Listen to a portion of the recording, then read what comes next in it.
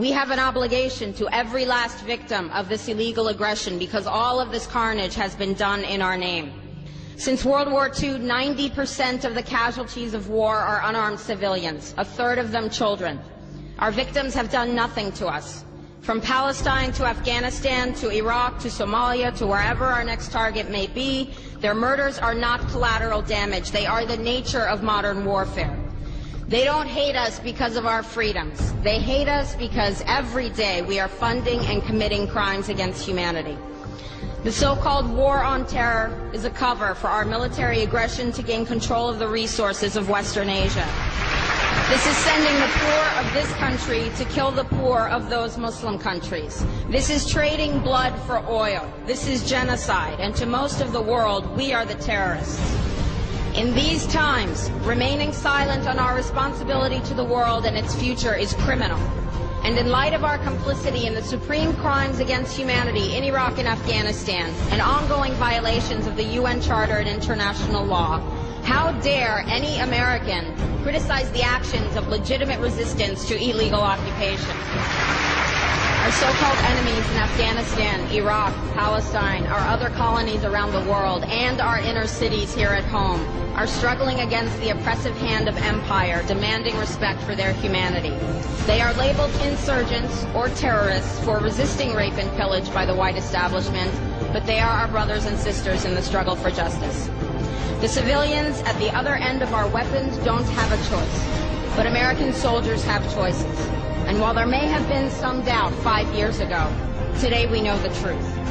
Our soldiers don't sacrifice for duty, honor, country. They sacrifice for Kellogg, Brown, and Root. They don't fight for America, they fight for their lives and their buddies beside them because we put them in a war zone. They're not defending our freedoms. They're laying the foundation for 14 permanent military bases to defend the freedoms of ExxonMobil and British Petroleum. They're not establishing democracy. They're establishing the basis for an economic occupation to continue after the military occupation has ended. Iraqi society today, thanks to American help, is defined by house raids, death squads, checkpoints, detentions, curfews, blood in the streets, and constant violence. We must dare to speak out in support of the Iraqi people who resist and endure the horrific existence we brought upon them through our bloodthirsty imperial crusade. We must dare to speak out in support of those American war resistors, the real military heroes who uphold their oath to defend the Constitution of the United States against all enemies, foreign and domestic, including those terrorist cells in Washington, D.C., more commonly known as the legislative, executive, and judicial branches. Frederick Douglass said, "Those who profess to favor freedom and yet depreciate agitation are people who want crops without plowing the ground. They want rain without thunder and lightning. They want the ocean without the roar of its many waters." The struggle may be a moral one, or it may be a physical one, or it may be both, but it must be a struggle. Power concedes nothing without a demand. It never has, and it never will.